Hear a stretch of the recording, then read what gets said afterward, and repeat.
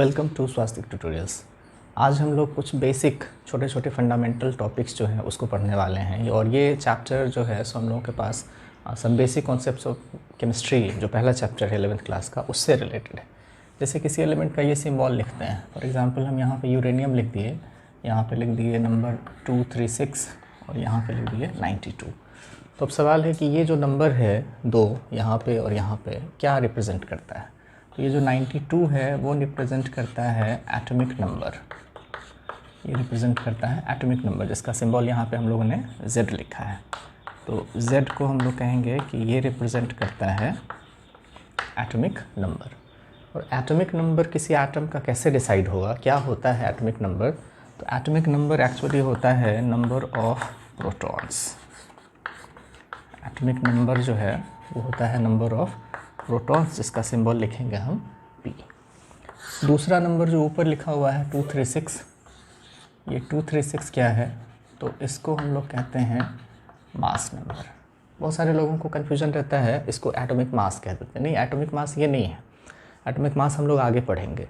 ये है mass number और मास नंबर का सिंबल यहाँ पे हम लोगों ने लिखा हुआ है A को लिखेंगे मास नंबर। और मास नंबर क्या होता है? तो ये होता है number of neutron plus number of proton. Number of proton P से और नंबर ऑफ न्यूट्रॉन N से। तो यहाँ हम लोगों ने लिखा हुआ है P के बदले में Z भी लिख सकते हैं, तो यहाँ N प्लस Z हो जाएगा।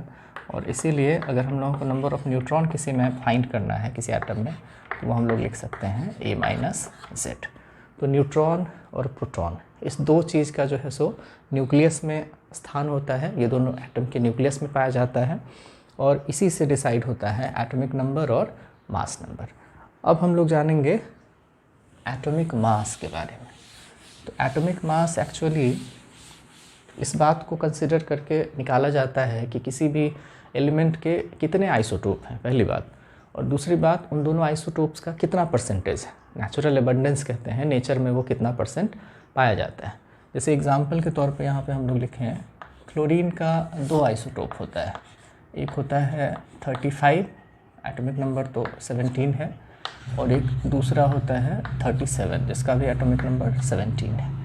और परसेंटेज देखा जाए तो ये वाला क्लोरीन जो है वो 75% और ये वाला क्लोरीन जो है सो 25% नेचर में पाया जाता है। इसको हम कह देंगे natural abundance. This is natural abundance. तो इन दोनों का जो है सो एवरेज निकालते हैं हम लोग, उसी को कहते हैं एवरेज एटॉमिक मास। तो ये एवरेज एटॉमिक मास क्या होता है? क्या 35 प्लस 37/2, ऐसे अगर आप कैलकुलेट करेंगे तब ये आएगा 36। लेकिन सबको पता है कि क्लोरीन का जो एटॉमिक मास होता है वो 36 नहीं होता है, 35.5 होता है। तो अगर कोई नंबर हम लोग के पास फ्रैक्शन में आए तो उसको होल नंबर में कन्वर्ट कर सकते हैं, लेकिन जब ऑलरेडी होल नंबर में आए तो फिर उसको फ्रैक्शन में कन्वर्ट करने का क्या ज़रूरत है। तो असल में क्या है कि ऐसे एवरेज नहीं निकालते हैं। एवरेज एटॉमिक मास का जो हम लोगों के पास फार्मूला है उसको यहाँ पर देख लेना है आपको। एवरेज एटॉमिक मास हम लोग कहते हैं natural abundance by 100 into mass, actually isotopic mass. और जितना हम लोगों के पास आइसोटोप्स होगा उन सबों का ये समेशन हो जाएगा। जैसे यहाँ पे हम लोग अगर क्लोरीन के लिए इसको फाइंड आउट करना चाहें तो क्लोरीन का पहला जो आइसोटोप है इसका मास दिया हुआ है 35 और 100 लिखेंगे इंटू यहाँ पे नेचुरल एबंडेंस जो है सो क्लोरीन का हम लोग लिखेंगे 75 फिर 100 और मास दिया हुआ है 35। दूसरा वाला जो क्लोरीन है उसका नेचुरल एबंडेंस दिया हुआ है 25/100 इंटू 37। तो ये जो है सो हम लोग के पास हो जाएगा 25 से ये कट जाएगा तो आ जाएगा 3/4 इंटू 35 और ये हो जाएगा 1/4 इंटू 37। इसको इंटू करें अगर हम लोग 105 प्लस 37, दोनों का LCM 4 ही रहेगा, ये हो जाएगा 142/4। इसको सॉल्व करेंगे तो 4 3 12, 2 बचेगा 35.5 इस तरह से जो है सो क्लोरीन का ये एवरेज एटॉमिक मास 35.5 हम लोग कैलकुलेट करते हैं और यही रिपोर्टेड होता है। तो एक्चुअली जब किसी एलिमेंट का हम लोग एवरेज एटॉमिक मास कहते हैं तो ये एवरेज एटॉमिक मास में क्या कंसिडर करना पड़ता है, उसके जितने आइसोटोप्स होते हैं उनको कंसिडर करना पड़ता है। तो क्लोरीन का चूँकि 2 ही आइसोटोप है इसलिए यहाँ पे हम लोग 2 ही आइसोटोप का मास, अगर जैसे आयरन के बारे में बात करें तो आयरन में आपको 3 आइसोटोप मिलेगा, तो सबका अलग अलग आइसोटोपिक मास होगा, तो वो आपको अलग अलग आइसोटोपिक मास और सबका अलग अलग नेचुरल एबंडेंस दे करके सवाल रहता है। अभी एक छोटा सा क्वेश्चन हम आपको देंगे और उसको सॉल्व करेंगे हम लोग, तो और ये क्लियर हो जाएगा। जैसे कहते हैं कि बोरोन का 2 आइसोटोप होता है, बोरोन का 2 आइसोटोप होता है, बोरोन 10 एंड बोरोन 11, और इसका जो है सो हम लोगों को बोला जा रहा है कि नेचुरल एबंडेंस कितना होगा ये नहीं पता है, और फिर इसका नेचुरल एबंडेंस कितना होगा ये नहीं पता है, और एवरेज एटॉमिक मास जो बोरोन का है वो दिया हुआ है। ये एवरेज एटॉमिक मास हम कह देते हैं यहाँ पे average atomic mass of boron, ये क्वेश्चन में दिया हुआ है 10.81। तो इसको हम लोगों को सॉल्व करना है कि बोरोन का नेचुरल एबंडेंस 10 वाले का कितना है और बोरोन का जो 11 है उसका नेचुरल एबंडेंस कितना है। मान लेते हैं कि बोरोन 10 का जो नेचुरल एबंडेंस है वो x है, तो ये वाला जो हो जाएगा वो हो जाएगा 100 माइनस x, और हम लोगों ने अभी फॉर्मूला लिखा था कि average atomic mass that is ये 10.81 इक्वल हो जाएगा नेचुरल एबंडेंस बाय 100, तो लिखेंगे x बाई 100 इंटू 10 प्लस दूसरा वाला लिखेंगे 100 माइनस x बाई 100 इंटू 11। इसको हम लोग लिख सकते हैं 10x बाई 100 प्लस 11 से इसको इंटू करते हैं तो ये 1100 माइनस 11x बाई 100, तो यहाँ 10x है और माइनस 11x है, तो माइनस x बचेगा, और इधर हम लोगों के पास जो है सो 1100 minus x by 100 equals to आ रहा है 10.81। अब 10.81 जो है उसको इसके साथ इंटू कर देंगे तो हो जाएगा 1081, दैट इज़ ये इक्वेशन हम लोग के पास हो जाएगा 1081 इक्वल्स टू 1100 माइनस x, यहाँ से x आप सॉल्व करेंगे तो आ जाएगा 19, मतलब बोरोन 10 जो हम लोगों के पास है उसका नेचुरल एबंडेंस है 19%, तो बोरोन 11 जो होगा वो 100 माइनस 19 करेंगे वो हो जाएगा 81%। तो ये एवरेज एटॉमिक मास से रिलेटेड जो है हम लोगों का टॉपिक है। और एक चीज़ हमेशा ध्यान में रखना होगा कि मास नंबर और एटॉमिक मास ये दोनों सेम नहीं होता है, ये दोनों अलग अलग चीज़ होता है।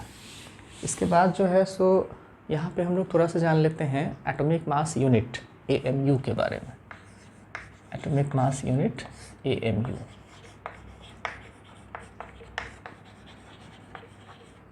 हर चीज़ को मेज़र करने के लिए जो है मास में ही बात करते हैं, लेकिन अलग अलग हम लोगों का जो है यूनिट जनरली प्रचलन में होता है। जैसे सोना अगर ख़रीदते हैं तो ग्राम में मेज़र करते हैं, आलू ख़रीदते हैं तो किलोग्राम में मेज़र करते हैं, डायमंड अगर ख़रीदते हैं तो वो कैरेट में हम लोग मेज़र करते हैं, 1 कैरेट इक्वल्स टू 200 मिलीग्राम्स होता है। उसी तरह से अगर किसी एटम, मॉलिक्यूल, आयन इन सबों का मास निकालना हो तो वो इतना छोटा होता है कि ग्राम में उसको रिपोर्ट करना थोड़ा इनकन्वीनियंट होता है, इसलिए लोगों ने एक अलग सा जो है सो यूनिट डिसाइड किया, that is called atomic mass unit. और इसका डेफिनेशन पहले हाइड्रोजन के टर्म में था, फिर ऑक्सीजन के टर्म में था, और अभी जो एग्जिस्ट कर रहा है that is in terms of carbon. और कार्बन का भी 3 आइसोटोप होता है, उसमें कार्बन 12 के टर्म में इसको हम लोग रिपोर्ट करते हैं। क्या? तो 1 AMU हम लोग कहते हैं 1 AMU is the mass of 1/12 part of carbon 12 isotope. Carbon 12 isotope का 1/12 पार्ट जो है उसी को हम लोग 1 AMU कह देते हैं। ये सिचुएशन ऐसा है कि मान लेते हैं आपके पास जो है सो 12 kg का एक तरबूज है और उसको 12 इक्वल पार्ट्स में आप काट दीजिए। तो 12 kg का तरबूज है और 12 इक्वल पार्ट्स में काट देंगे तो हर पार्ट क्या हो जाएगा? 1 kg। वैसे ही हम लोगों के पास जो कार्बन 12 आइसोटोप है उसका मास होता है 12 AMU। तो 1 AMU का क्या डेफिनेशन होगा, इस 12 को हम लोग 1/12 कर देंगे तो जो पार्ट आएगा दैट इज़ कॉल्ड 1 AMU। और ये कैलकुलेशन हम लोगों को करके पता चलता है कि 1 AMU इक्वल्स टू 1.67 इंटू 10⁻⁻24 ग्राम। ये AMU और ग्राम का रिलेशन। इसको अगर आप चाहें किलोग्राम में बदलना तो 1000 से जो है सो आप इसको डिवाइड करके इसको आप किलोग्राम में बदल सकते हैं। अभी हम लोग डिस्कस करने वाले हैं some basic concepts of chemistry chapter का एक इम्पॉर्टेंट टॉपिक है इक्विवेलेंट वेट या इक्विवेलेंट मास भी कहते हैं, ई से डिनोट करते हैं। तो सबसे पहले हम लोगों को जानना होगा इक्विवेलेंट वर्ड का क्या मतलब होता है। जैसे हम लोग कहते हैं कि $1 US डॉलर जो है सो अप्रॉक्सीमेटली 75 रुपीज़ के बराबर होता है। तो हम लोग कह सकते हैं कि जो इंटरनेशनल मार्केट है उसमें एक US डॉलर का वैल्यू 75 रुपीज़ के बराबर है। मतलब आप 75 रुपीज़ लेकर के जाइए इंटरनेशनल मार्केट में या फिर $1, उतना ही सामान आप खरीद करके ला पाएंगे। वैसे ही केमिस्ट्री में अलग अलग एलिमेंट्स का जो है सो केमिस्ट्री की दुनिया में अलग अलग एलिमेंट्स का अलग अलग है मास, लेकिन उसका वैल्यू जो है सो एक दूसरे के रिस्पेक्ट में सेम माना जाता है। और इसमें सबसे पहला जो शुरुआत हम लोग करते हैं उसमें लोगों ने हाइड्रोजन को बोला कि हाइड्रोजन का इक्विवेलेंट मास जो है सो 1 होता है। अब ये कहलाता है प्राइमरी स्टैंडर्ड, ये कहलाता है प्राइमरी स्टैंडर्ड। इस पर कोई सवाल नहीं, कोई क्वेश्चन नहीं कि क्यों कैसे। हाइड्रोजन का लोगों ने equivalent mass equivalent weight fit कर दिया, सेट कर दिया कि वो 1 होगा। अब हाइड्रोजन के कंपैरिजन में दूसरे एलिमेंट सब का हम लोग इक्विवेलेंट मास कैलकुलेट करते हैं। जैसे एक दूसरा एग्जांपल हम लें, कंपाउंड है हम लोगों के पास HCl। तो HCl में हम लोगों को दिख रहा है कि हाइड्रोजन कितना है 1 है, और क्लोरीन एक बार है तो क्लोरीन का एटॉमिक मास कितना हो जाएगा 35.5। तो हम लोग कह सकते हैं कि 1 ग्राम हाइड्रोजन 35.5 ग्राम क्लोरीन के साथ रिएक्शन करके HCl का फॉर्मेशन कर रहा है। तो हम लोग कह सकते हैं कि 1 gram hydrogen is equivalent to 35.5 gram chlorine. मतलब केमिस्ट्री की दुनिया में 1 ग्राम हाइड्रोजन का जितना वैल्यू है उतना ही वैल्यू 35.5 ग्राम क्लोरीन का होगा। इसी चीज़ को यहाँ पे हम लोग कह देते हैं कि यहाँ से पता चला कि इक्विवेलेंट वेट ऑफ क्लोरीन 35.5 होता है। और ये जो बात है ये हम लोगों को तब पता चला जब हम लोगों ने हाइड्रोजन का इक्विवेलेंट मास 1 रख लिया था। तो इसको कहते हैं हम लोग सेकेंडरी स्टैंडर्ड। ये जो है सो हम लोगों का कहलाएगा सेकेंडरी स्टैंडर्ड। हाइड्रोजन वाला है प्राइमरी स्टैंडर्ड और क्लोरीन वाला है सेकेंडरी स्टैंडर्ड। अब एक दूसरा और एग्जांपल हम लोग दें, जैसे H2O है वाटर। तो वाटर में हाइड्रोजन का कितना ग्राम 2 ग्राम और ऑक्सीजन का कितना ग्राम 16 ग्राम। तो यहाँ हम लोग आसानी से देख सकते हैं कि 2 ग्राम हाइड्रोजन 16 ग्राम ऑक्सीजन के साथ कंबाइन करके H2O वाटर का फॉर्मेशन कर रहा है। लेकिन हाइड्रोजन का इक्विवेलेंट वेट कितना हम लोगों ने सेट किया है 1। तो अगर ये 2 ग्राम है 16 है तो 1 ग्राम के लिए कितना होगा, इसका आधा 8। तो यहाँ पे 1 ग्राम अगर हम लोगों के पास हाइड्रोजन होता तो ये कितना होता 8 ग्राम। तो यहाँ से हम लोगों को इक्विवेलेंट वेट ऑफ ऑक्सीजन पता चल गया कि वो 8 होता है। इसको भी हम लोग कह देते हैं सेकेंडरी स्टैंडर्ड। तो यहाँ पे हम लोगों के पास 3 एलिमेंट का जो है सो इक्विवेलेंट वेट पता चल गया। हाइड्रोजन का 1, क्लोरीन का 35.5 और ऑक्सीजन का 8। और इस तीनों का ही क्यों, क्योंकि मोस्ट ऑफ द कंपाउंड्स में इस तीनों में से कोई एक एलिमेंट हम लोगों को मिल जाएगा। अगर इस तीनों में से कोई भी एलिमेंट नहीं मिलता है तो फिर अलग अलग मेथड्स है हम लोगों के पास जिसकी मदद से हम लोग इक्विवेलेंट वेट कैलकुलेट करते हैं। लेकिन अभी जो ये 3 एलिमेंट हम लोगों को मिला है, इस तीनों के रिस्पेक्ट में कुछ हम लोगों के पास इम्पॉर्टेंट इन्फॉर्मेशन इकट्ठा है, उसको अभी हम लोग जान लेते हैं। जैसे सबसे पहले तो हम लोग एलिमेंट्स जो है उसको नोट कर लें, फिर सबका इक्विवेलेंट वेट, फिर जो है सो इन सबों का मॉलिक्यूलर वेट, फिर जो है सो इन सबों का नंबर ऑफ मोल, और फिर हम लोग लिखेंगे इन सबों का वॉल्यूम एट STP। तो सबसे पहले जो इक्विवेलेंट वेट हम लोगों ने डिस्क्राइब किया था वो था हाइड्रोजन के टर्म में। तो सबसे पहला एलिमेंट है हाइड्रोजन, दूसरा था क्लोरीन, और तीसरा था ऑक्सीजन। हाइड्रोजन का इक्विवेलेंट वेट 1, क्लोरीन का 35.5 और ऑक्सीजन का 8। ये चीज़ हम लोगों ने अभी देखा कि हाइड्रोजन का इक्विवेलेंट वेट 1 वो तो प्राइमरी स्टैंडर्ड है, क्लोरीन का 35.5 सेकेंडरी और ऑक्सीजन का 8 सेकेंडरी। अब क्या करना है कि ये जो हम लोगों के पास इक्विवेलेंट वेट आया है, इसको अब इसमें एलिमेंट्स का जो है सो हम लोग मॉलिक्यूलर वेट निकालें। तो हाइड्रोजन का मॉलिक्यूलर वेट मतलब H2, तो इसका मॉलिक्यूलर वेट हो जाएगा 2। फिर क्लोरीन का मॉलिक्यूलर वेट, क्लोरीन मतलब Cl2, तो ये हो जाएगा 71। और फिर ऑक्सीजन का मॉलिक्यूलर वेट, तो ये हो जाएगा 32। अक्सर लोग यहाँ पे गड़बड़ कर लेते हैं, 16 कर लेते हैं, नहीं 32। और फिर इसको, ये जो इक्विवेलेंट वेट आया है, इसको बोला कि नंबर ऑफ़ मोल में बदलना है। तो नंबर ऑफ़ मोल में क्या होता है कि वेट बाय मॉलिक्यूलर वेट, तो ये हो जाएगा 1/2। फिर इसमें हो जाएगा 35.5/71, ये भी 1/2, और फिर ये 8/32, तो ये हो जाएगा 1/4। इसके बाद ये जो मोल आया हम लोगों को, इसको बदलना है वॉल्यूम एट एसटीपी में, वॉल्यूम एट एसटीपी में। तो 1 मोल का वॉल्यूम हम लोगों को पता है कि कोई भी गैस जब 1 मोल है एसटीपी पर तो उसका वॉल्यूम 22.4 लीटर होता है। अभी कितना है हम लोगों के पास, हाफ मोल, तो हाफ मोल का हम लोग कह देंगे कि 11.2 लीटर हो जाएगा। फिर ये हाफ मोल, तो इसका हम लोग कर देंगे 11.2 लीटर, और ये है 1/4, तो ये 1/4 का हो जाएगा 5.6 लीटर। इसी को मिलीलीटर में अगर बदलें हम लोग, तो 11,200 मिलीलीटर, ये भी हो जाएगा 11,200 मिलीलीटर, और ये हो जाएगा 5,600 मिलीलीटर। तो अब हम लोगों के पास जो है सो 3 एलिमेंट का इक्विवेलेंट वेट मास के टर्म में है, मोल के टर्म में है, और वॉल्यूम एट एसटीपी के टर्म में है। और अब हम लोग इक्विवेलेंट वेट को डिफ़ाइन करने की स्थिति में है। अब हम लोग इसको डिफ़ाइन कर सकते हैं।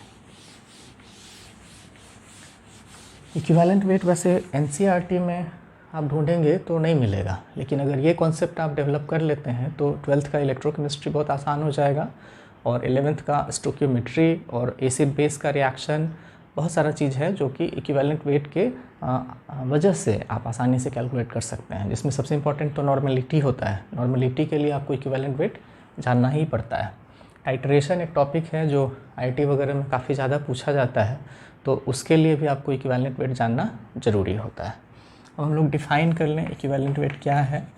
तो बताया गया कि equivalent weight of any substance, equivalent weight of any substance is that weight of it,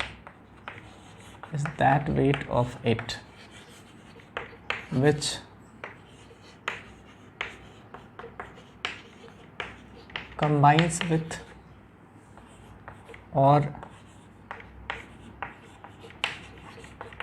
liberates 1 gram hydrogen और 8 ग्राम ऑक्सीजन और 35.5 ग्राम क्लोरीन।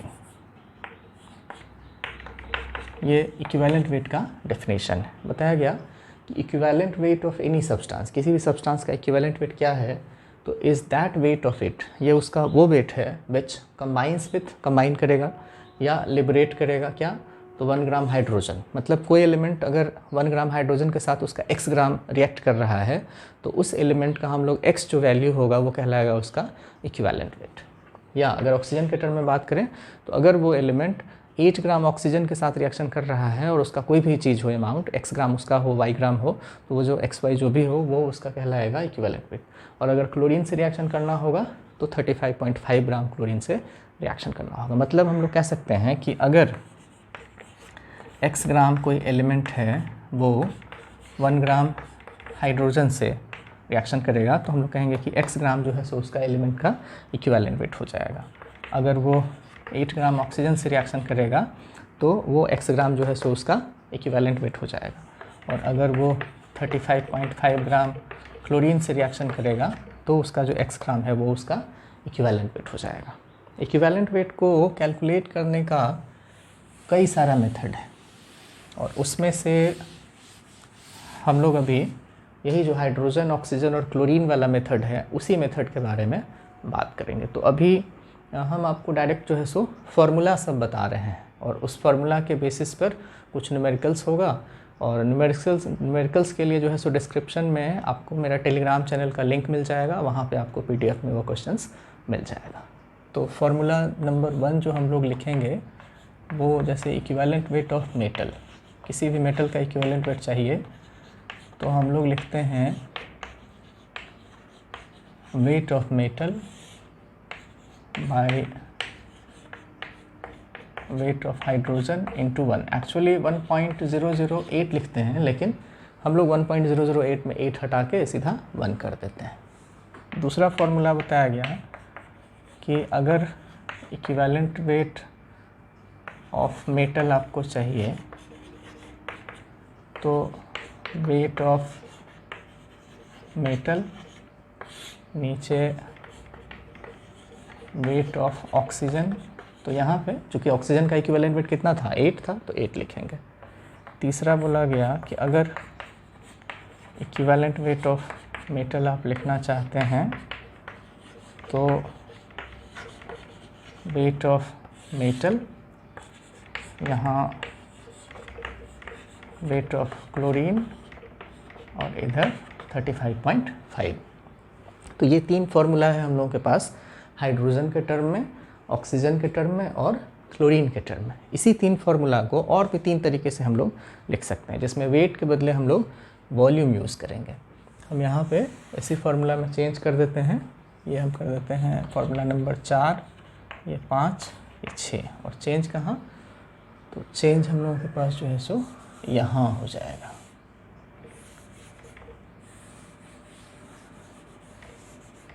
यहाँ पे हम लोग कर देंगे वेट ऑफ मेटल के नीचे volume of hydrogen at STP, और ये होना चाहिए मिलीलीटर में।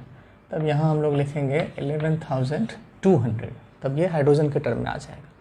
फिर अगर यहाँ पे volume of oxygen at STP, और ये भी मिलीलीटर में, तब यहाँ पे आपको लिखना होगा 5,600, क्योंकि ऑक्सीजन के टर्म में इक्विवेलेंट वॉल्यूम जो था वो 5,600 था। और फिर यहाँ पे हम लोग लिखेंगे volume of chlorine at STP, ये भी मिलीलीटर में, और यहाँ पर फिर से हो जाएगा 11,200। तो ये टोटल हम लोगों के पास जो है सो 6 फार्मूला हो गया। इसके अलावा ये जो 6 फार्मूला है इसको आप लिख लीजिए। इसके अलावा एक बहुत आसान सा छोटा सा फार्मूला हम लोगों के पास है जो बड़ा फेमस है। 7 नंबर में हम लिखेंगे इक्विवेलेंट वेट कहते हैं atomic weight by valency. E equivalent weight, A atomic weight और B वैलेंसी, इसको इस्तेमाल करके बता सकते हैं। 8 नंबर पे हम लोगों के पास एक फार्मूला है M1/E1 इक्वल्स टू M2/E2। ये जो है सो Faraday's second law of electrolysis जो 12th क्लास में हम लोग पढ़ते हैं, वहाँ से इसका थ्योरी का डेरिवेशन मिलेगा।